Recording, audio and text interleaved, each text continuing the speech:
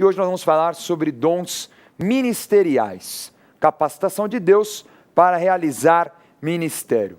Para podermos tratar desse assunto, precisamos primeiro definir o que é Igreja Apostólica. A Igreja de Cristo é um organismo espiritual vivo com o propósito de buscar relacionamento com Deus, expansão ilimitada por meio da pregação do Evangelho e guerrear contra entidades demoníacas, dando habilitação aos membros. A igreja tem como fundamento o apostolado. Jesus, como primeiro apóstolo, discipulou e estabeleceu seus apóstolos como base de formação de sua noiva, a igreja. Então, Jesus fundamentou a igreja nos seus apóstolos. Jesus formou 12 apóstolos, a gente sabe o final da história, acabou morrendo, né? Ele foi enforcado, mas sabemos que essa vaga, ela foi ocupada muitos e muitos anos depois pelo apóstolo Paulo, o apóstolo dos gentios. Ainda que no palitinho tinham tirado o apóstolo Matias.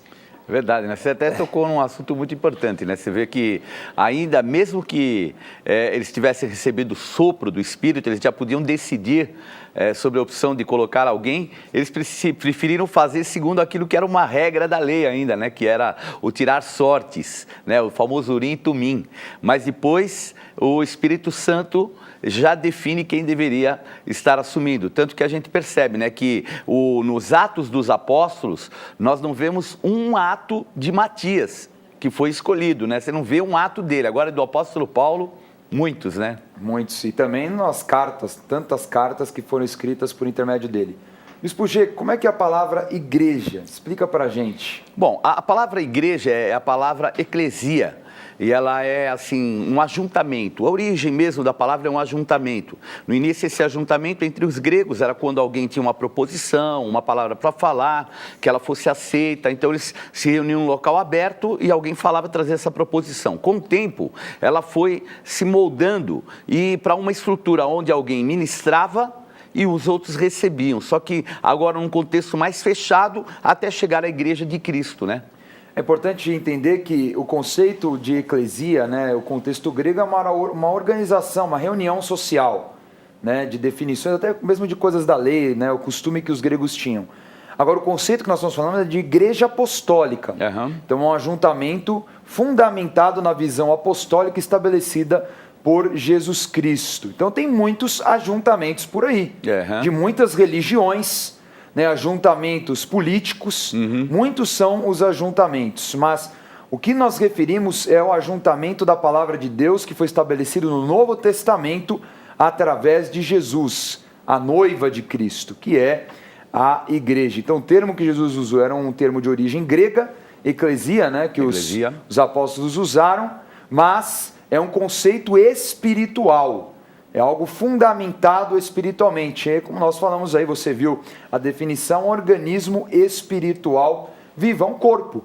Não é que tem muitos membros e que juntos formam essa reunião, né, onde o Espírito Santo se manifesta e tem autoridade sobre principados, potestades e dominadores nas regiões celestiais. E até assim, para comentar, né, porque o próprio Jesus falou que onde 2 ou 3 estivessem, ele ali estaria, né? Então esse ajuntamento de pessoas que fazem parte, membros do corpo de Cristo, ele está junto sempre que eles se reúnem, né? O poder e a autoridade da Igreja Apostólica de Jesus Cristo. Vamos ver o que Paulo fala aos Efésios sobre isso. Vamos lá, Efésios 2, versículos 19 a 22. Assim já não sois estrangeiros e peregrinos, mas concidadãos dos santos, e sois da família de Deus, edificados sobre o fundamento dos apóstolos e profetas, sendo ele mesmo Cristo Jesus, a pedra angular, no qual todo o edifício bem ajustado cresce para santuário dedicado ao Senhor, no qual também vós juntamente estáis sendo edificados para a habitação de Deus no Espírito. Então, o livro dos Atos dos Apóstolos fala muito sobre a fundamentação que Paulo explica aos Efésios aqui nesse capítulo. Então, o livro de Atos fala sobre a origem da igreja, da expansão do reino de Deus através da igreja, que a expansão faz parte, é o objetivo da igreja. Preparar a volta do Senhor Jesus e estabelecer o seu reino, fundamentar o reino na terra. Então nós vemos que dos capítulos 1 a 7, o capítulo 12, a fundamentação da igreja na região de Jerusalém e da Judéia. Depois nós vemos os capítulos 8 a 11, já em Samaria e Cesareia, já indo para o norte, né, saindo da Judéia. E os capítulos restantes, você vê do 13 até o 28, da Ásia Menor até a Europa. Então, cumprindo aquilo que estava em Atos 1:8, que eles seriam testemunhas na Judéia, Cesareia, Samaria, até os confins da terra. Então, os apóstolos fundamentaram a visão inicialmente em Jerusalém, e à medida que o evangelho foi pregado, à medida que o apóstolo Paulo, Barnabé, também podemos falar de Silas e tantos outros homens que foram sendo enviados, eles foram expandindo esse reino até chegar por fim ali em Atos dos Apóstolos, na cidade de Roma, que era o grande alvo de Paulo e era a capital do império da época, o polo mais importante, a cidade mais importante na época dos apóstolos, a cidade de Roma. O apostolai, né, Bispo G? Os apóstolos, eles tinham, né, e foram colocados sobre um fundamento. E aqui nesse trecho tem um aspecto muito importante, é quando fala que Jesus Cristo é a pedra angular. Então essa pedra era chamada pedra fundamental. O que ocorre é que hoje, né, com o tempo, o contexto foi mudando, então eles põem a pedra fundamental como uma pedra de inauguração. Mas naquele tempo não, era a pedra de esquina, é a pedra principal. Sem ela, o edifício não poderia ser colocado. Geralmente essa pedra era uma pedra muito grande. Até o termo é acrogoniaios, que é a pedra principal, é a maior, é a mais alta, então seria aquela que tem a maior estrutura para poder receber um fundamento, né? Agora, o que é engraçado é como se fosse mais ou menos o termo que a gente usa na construção aqui, como se fosse um rochão. É mais ou menos isso? É isso. Ó, nós vemos, por exemplo, no Muro das Lamentações, que é o muro de Arrimo, que existe ali hoje, desde aquela época mesmo de Jesus, ele tem uma pedra que é uma pedra angular, que ela tem 36 metros. Ela é colocada embaixo, ela é muito grande, ela é assim, uma estrutura muito pesada que depois o edifício é colocado em cima. Então, não é como nós aqui fazemos um ou outro fundamento. Então, eles tinham uma estrutura diferente. Então, tinha que ter uma principal que aguentasse toda a estrutura que viesse depois por cima. E o que significa a palavra apóstolo no grego? A palavra apóstolo, ela significa enviado, é alguém que tem um comissionamento, um envio. Então, o primeiro, assim, momento, a palavra apóstolo é tipo mensageiro, enviado. Obviamente, a verdade espiritual é o quê? Alguém credenciado, que é enviado com determinado fim, ungido para esse determinado fim. Vamos ler Efésios capítulo 4. Vamos lá, Efésios 4, versículos 10 a 14. Aquele que desceu e também o mesmo que subiu acima de todos os céus para encher todas as coisas. E ele mesmo concedeu uns para apóstolos, outros para profetas, outros para evangelistas e outros para pastores e mestres, com vistas ao aperfeiçoamento dos santos para o desempenho do seu serviço, para a edificação do corpo de Cristo, até que todos cheguemos à unidade da fé e do pleno conhecimento do Filho de Deus, a perfeita varonilidade, à medida da estatura da plenitude de Cristo, para que não mais sejamos como meninos, agitados de um lado para outro e levados ao redor por todo o vento de doutrina, pela artimanha dos homens, pela astúcia com que induzem ao erro. Passagem do apóstolo Paulo falando aos Efésios. Nesse momento, a igreja de Éfeso era uma das maiores igrejas de todo o mundo, inclusive. Ali na Ásia Menor ela era muito forte, até porque Paulo tinha gastado um bom tempo ali, mais de 3 anos fundamentando essa igreja. E era uma igreja que estava num local terrível, porque era onde tinha a adoração de Diana dos Efésios, né? Havia ali um templo assim, enorme, né? Diana era muito adorada, inclusive uma das 7 maravilhas do mundo antigo. Então era um centro de idolatria terrível da Ásia Menor. Ainda que o apóstolo João fala em Apocalipse de mais 6 centros de idolatria, mas nada se comparava àquilo que era feito em Éfeso. E foi naquele lugar onde abundava o pecado que superabundou a graça de Deus. E a gente vê, né, a perfeição das cartas, né? Porque o apóstolo Paulo, nós até comentamos a carta aos Colossenses, com as de uma heresia, e essa aqui, a carta aos Efésios, é uma carta de guerra espiritual. tem todas as noções de guerra espiritual. Por quê? Porque, como você colocou, a gente chama assim, lá era o ninho da serpente, né? Então, a entidade mais venerada, a rainha dos céus, de toda a Ásia, era o polo central ali em Éfeso. Tanto que a gente vê um tumulto muito grande, né, em Atos dos Apóstolos, capítulo 19, a esse respeito. Então, nós vemos assim uma fundamentação muito grande para que eles entendessem o que era a autoridade da igreja e também aqui um dado bem interessante, Dani, que aqui fala, né, que é aperfeiçoamento dos santos para o desempenho.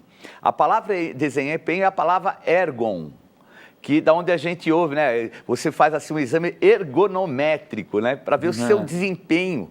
Então, o desempenho aqui tem uma conotação de dedicação, de compromisso, de ir além.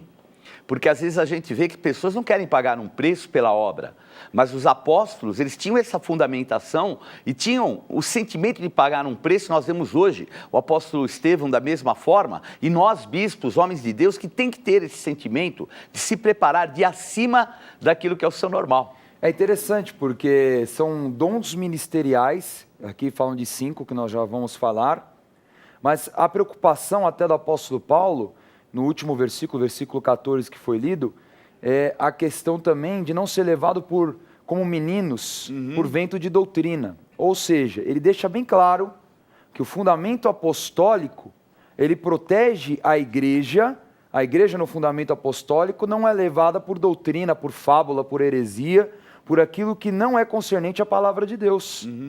Então isso é muito importante. Por isso que cada um tem o seu dom, cada um tem o seu ministério, porque a igreja, ela é organizada. Não é? A igreja tem uma hierarquia, a igreja tem dons específicos para cada um, para que ela não cresça desconjuntada, cada um fazendo a mesma... Imagina se todo mundo fizesse a mesma coisa. Se uma igreja todo mundo fosse profeta, aí todo mundo ia ficar aquela bagunça de falar, aquele falatório, imagina, ninguém fosse evangelizar, quem ia chegar na igreja? Ninguém. É verdade. Não tem ninguém para evangelizar. Aí não tem pastor, aí ia ser aquela bagunça, quem ia cuidar do povo? Ah, ninguém, só palavra, não. Tem que ter direção, tem que ter o apóstolo para estabelecer a visão. Então a gente vê como é um corpo perfeito, não é? É um organismo vivo, com muitos membros e dons com propósitos para cada um deles. São 5 ministérios que nós lemos aí no versículo 11. Então, apóstolos, profetas, evangelistas, pastores e mestres. E nós vamos estudar cada um deles agora. Vamos começar definindo o que é o apóstolo. Apóstolo é o ministério que recebe a visão da igreja, estabelece seus fundamentos e a sua expansão através de construção de igrejas locais, ordenação de líderes, ajustamento aos conselheiros, revelações da palavra e geração de filhos espirituais. Então, o apóstolo é aquele que recebe a visão de Deus para a fundamentação da igreja. Agora, tem, é claro, dons específicos, e também vale lembrar que o apóstolo, ele tem todas as outras bagagens dos outros dons ministeriais. Isso é muito observável, por exemplo, na vida do apóstolo Paulo, não é? Ele foi profeta e mestre, isso está lá em Atos 13. Fala que havia uma reunião de profetas e mestres em Antioquia, ali eles se reúnem, então a gente vê que ele tinha a marca do mestre, ele tinha a marca do profeta, ele pastoreava ali grupos, inclusive nessa mesma cidade, e ele já tinha a marca de evangelismo, até porque Atos 9 falava que ele já tinha se batizado e já ia pregar o evangelho nas sinagogas. Então nós vemos que o apóstolo ele tem a marca de todos esses outros 4 dons também, além da bagagem de ser um enviado, o homem que vai fundamentar a visão da igreja. Vamos ler 2 Coríntios 12:12, e nós vamos falar aí de 3 características fundamentais que diferenciam o apóstolo dos demais dons. Vamos lá.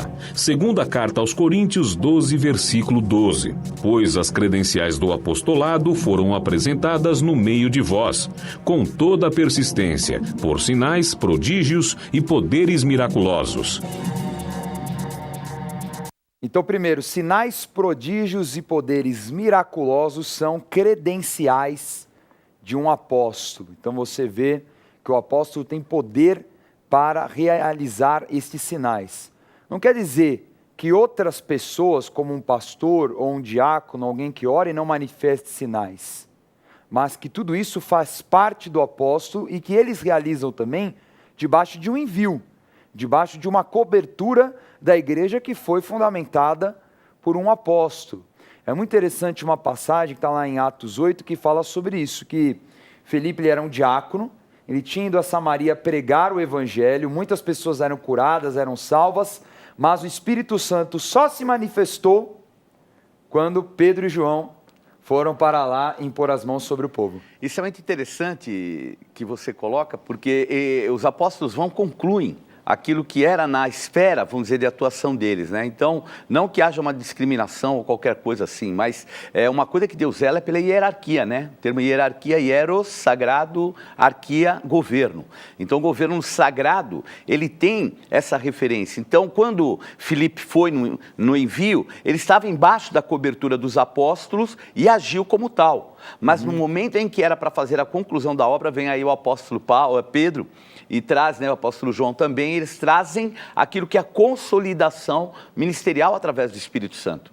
Vamos ver mais uma característica do apóstolo na primeira carta aos Coríntios, capítulo 4. Vamos lá, primeira carta aos Coríntios 4, versículos 15 e 16. Porque ainda que tivesseis milhares de receptores em Cristo, não tereis, contudo, muitos pais. Pois eu, pelo Evangelho, vos gerei em Cristo Jesus. Admoesto-vos, portanto, a que sejais meus imitadores. Faz parte da missão do apóstolo gerar filhos espirituais, a filiação apostólica. Por que é tão importante? Porque assim forma sucessores. Então o filho, ele é o espelho do pai e dá continuação ao trabalho que o pai fez, né? E o filho recebe isso por herança. Então, até eu poderia muito bem focar só nesse primeiro versículo, versículo 15, que fala, são muitos preceptores, são muitos tutores, e o Bispo G vai explicar com mais detalhe esse versículo, mas quis também colocar o versículo 16, porque ele fala, sede meus imitadores. E tem muita gente que critica, fala, mas como assim filho, chamar de pai, mas imitador, por que imita? Porque é aquilo que é a verdade da palavra, a sucessão, ela vai dar continuidade ao trabalho que se iniciou. E sem dúvida, é uma coisa até natural. Se eu sou ministrado sempre pelo apóstolo, não é? Sou discípulo do apóstolo, recebo diretamente da fonte, eu vou parecer com quem? Não é? Você é daquilo que você se alimenta. Não fala assim o jargão, você é aquilo que você come, não é verdade? Então, se eu me alimento daquilo, naturalmente eu vou falar igual, vou ser igual, vou ter práticas iguais, porque o convívio humano, mas também o sentimento espiritual que é delegado a partir do pai para os seus filhos. E a importância que o pai tem sobre um filho, até numa esfera familiar, né, Bispo G? Às vezes o pai e a mãe não entendem, mas muitas vezes os filhos são reflexos daquilo que são os pais. Sem dúvida.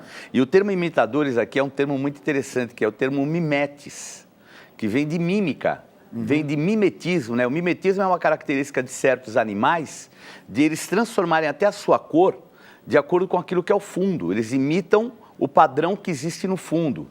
Então, existem peixes, uma série de animais, répteis, que fazem esse tipo de característica, o polvo. E o mimetismo, mimetes, é o imitador, é aquele que é o seguidor. Então, é alguém que imita até no traquejo, na forma de falar, na forma de conduzir. Quer dizer, não tem nada de errado. Pelo contrário, isso daí qualifica e habilita mais ainda. Até quando pergunto para Pedro, quando Pedro está negando Jesus, fala, você fala igual Jesus. Então. Antes de você ficar se condenando, você é igual, não é? Então isso faz parte do apostolado, gerar filhos. E essa palavra tutor, que é preceptor, né? Qual é a diferença? É o paidagogos, né? Ou da onde vem o termo pedagogo. E a palavra aqui, inclusive, ela tem uma conotação voltada para pedagogos, que era nada mais do que ensinador de criança, quer dizer, um tutor. Então, Paulo começa a falar, né, porque esse momento é o momento que o apóstolo Paulo ele está numa prisão. E lá em Coríntios está acontecendo uma turbulência, chegou um pregador muito bom, Apolo, tudo, estava começando, mas assim, pela maneira com que ele se expressava, que era muito forte, então eles começaram a seguir, mas Apolo era meio limitado no conhecimento. Então, agora ele vai e admoesta como a filhos, fala, vocês podem ter muitos preceptores, pessoas que são ensinadores de crianças, mas pai, somente eu. Tá vendo? Então, o apóstolo fala muito, trata Timóteo como filho, não é? Tito também. Então, fica claro aí que filiação apostólica completamente coberta pela palavra de Deus. Não dá para pôr em dúvida, quem fala contra está contra a palavra de Deus. Com certeza. Vamos ler agora 2 Coríntios 13, versículo 10. Vamos lá. Segunda carta aos Coríntios 13, versículo 10. Portanto, escrevo estas coisas, estando ausente, para que, estando presente, não venha a usar de rigor segundo a autoridade que o Senhor me conferiu para edificação, e não para destruir. Confirmando o que o bispo G falou agora há pouco, né? Sobre a confusão que havia em Corinto, mas aí Paulo exercendo aquilo que é a característica do apóstolo, a autoridade espiritual máxima na igreja. Então, Paulo fala, eu sou a autoridade máxima na igreja, até porque Paulo fundou essa igreja lá em Corinto, em Atos 18, junto com Priscila e Áquila, estabeleceu os fundamentos, e Apolo, inclusive, foi salvo, mesmo ele pregando, né, o batismo do arrependimento de João, né, depois foi lá, Paulo ensinou o batismo de Jesus, o batismo do Espírito Santo. Então a gente vê, por mais que Apolo era um cara erudito, eloquente, né? Uma pessoa que falava bonito, até porque ele vinha de Alexandria, com certeza a formação acadêmica dele o diferenciou, mas que havia a fragilidade do conhecimento espiritual, do fundamento. Isso aí, ele era limitado naquilo que era o fundamento e principalmente no sentimento. Agora veja que interessante, porque era um momento em que Paulo estava preso.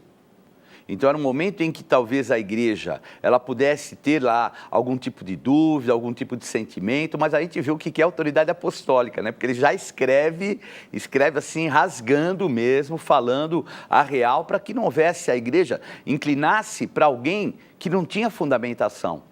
E a gente vê esse tipo, né, de zelo pelos apóstolos, algo muito importante que a gente vê principalmente no nosso apóstolo, né? Esse zelo da fundamentação, não por algo que ele queira para si, mas por algo que aquilo que ele recebeu, e ele tem consciência isso vindo de Deus, né? Com certeza. Até porque é a responsabilidade que ele tem também diante de Deus. Não é? Verdade. Vamos definir agora profetas. Profeta é o porta-voz de Deus. Aquele que, através da palavra, consola, exorta e edifica a igreja. Ele confirma a direção do ministério e auxilia a equipe apostólica no desenvolvimento de igrejas. É muito interessante que o profeta ele traz a palavra e ele também testifica, né? Ele confirma a direção apostólica. Agora, vamos só fundamentar esse conceito, Bispo G, porque às vezes as pessoas confundem aquilo que é a esfera do profeta do Antigo Testamento com do Novo Testamento. E existe uma diferença, né? Muito grande. Não desprezando, né? Mas a Bíblia fala que o Antigo Testamento é sombra daquilo que viria. Então, o profeta do Novo Testamento é alguém que tem o dom do Espírito Santo. Então, é algo além daquilo que era, vamos dizer assim, a aspiração que vinha, ou também inspiração por aquilo que ele já tinha aprendido. Então é muito diferente. Então o profeta do Novo Testamento, além de ter as duas características, formação e também a parte espiritual, a expressão do Espírito de Deus, ele tem ainda uma autoridade muito maior que a autoridade das chaves apostólicas na mão. Quer dizer, além de tudo ele liga, transforma o futuro. Vamos ver um exemplo de profeta no livro dos Atos dos Apóstolos. Vamos lá, Atos dos Apóstolos 11, versículos 27 a 30. Naqueles dias, desceram alguns profetas de Jerusalém para Antioquia, e apresentando-se um deles, chamado Ágabo, dava a entender pelo Espírito que estava para vir grande fome por todo o mundo, a qual sobreveio nos dias de Cláudio. Os discípulos, cada um conforme as suas posses, resolveram enviar socorro aos irmãos que moravam na Judéia. O que eles, com efeito, fizeram, enviando-o aos presbíteros por intermédio de Barnabé e de Saulo. Nós vemos aí o profeta Ágabo, que anunciou por revelação de Deus a vinda de um tempo de fome, e que aí a igreja, né, ela faz essa interferência direta para que as pessoas não passassem necessidade na igreja da Judéia. E Ágabo é uma figura interessante, porque ele anuncia também para Paulo o que iria de acontecer com ele, não é?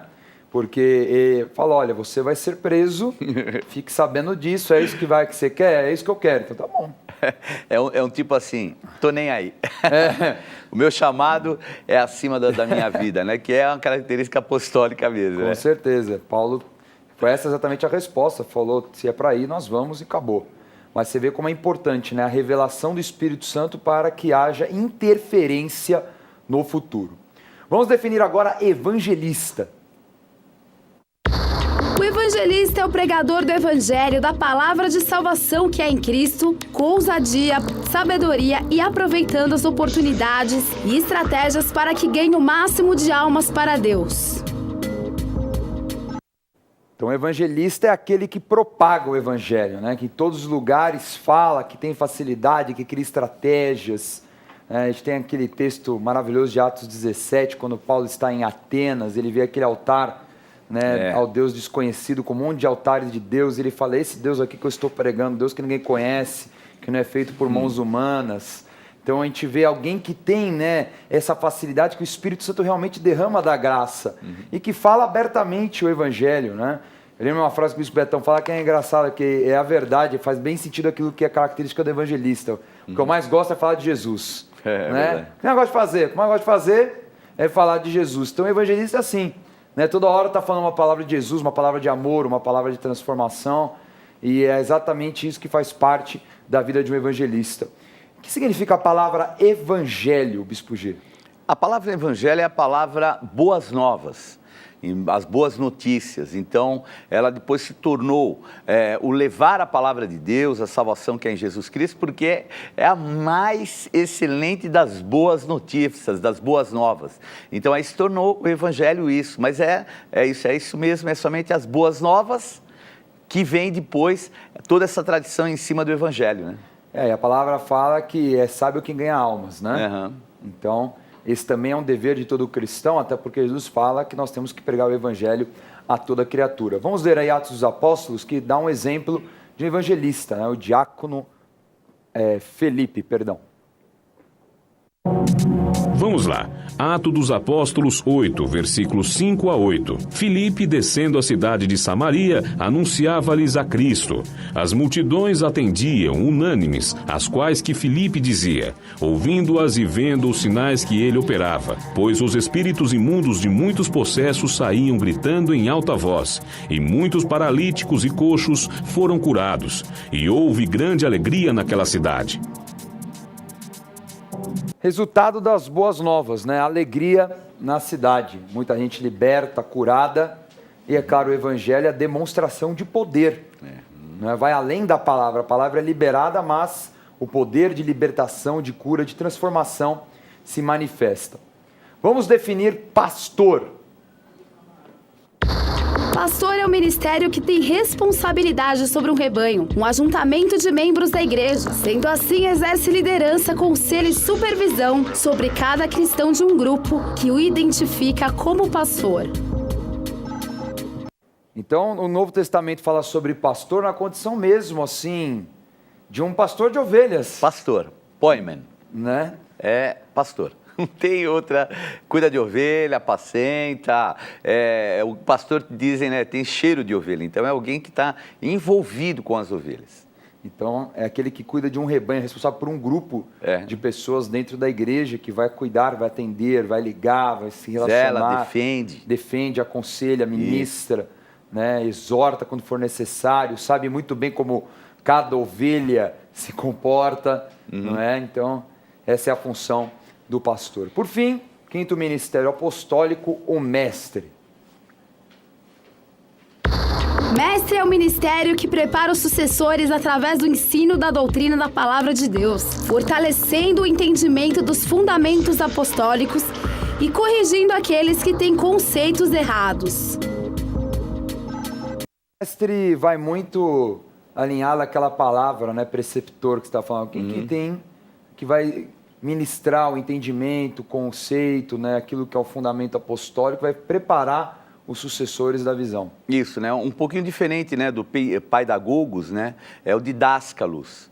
Então, esse é aquele que tem uma didática, um sentimento, é um dom de Deus que vem realmente para a pessoa não só ministrar, mas se envolver com a didática, aquilo que ele tem para levar para aprender, né?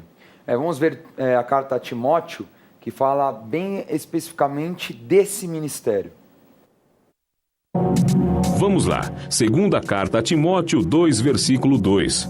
E o que de minha parte ouvistes através de muitas testemunhas, isso mesmo transmite a homens fiéis e também idôneos para instruir a outros. Muito, muito interessante, né? Ele fala, aquilo que ele recebeu do apóstolo Paulo, o fundamento, e ele, Timóteo, vai transmitir para homens que têm a capacidade para serem mestres. E eles vão instruir aqueles que serão formados. Então, o termo instrução, que é o termo ligado exatamente ao ensino. E é o termo didasco, mesmo termo do mestre. Então, a instrução aqui é baseado nisso. Estudamos hoje os 5 ministérios apostólicos, os dons ministeriais. Vamos revisar. Nesta aula, estudamos os dons ministeriais da igreja.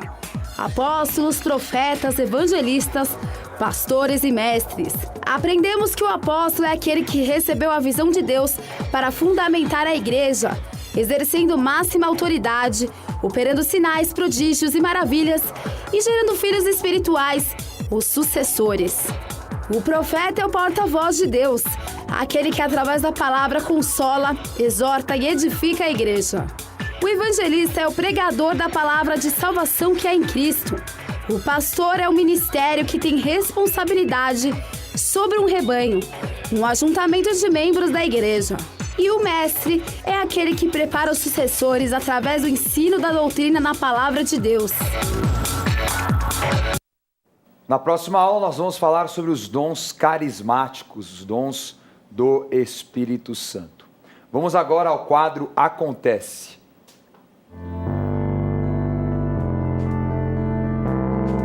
Não perca a oportunidade de se aperfeiçoar mais no conhecimento da Palavra de Deus e desenvolver seu ministério. Participe dos cursos do Centro de Estudos Apostólico. Para mais informações, acesse ceaapostólico.com.br ou entre em contato pelo telefone 11 3203 0641.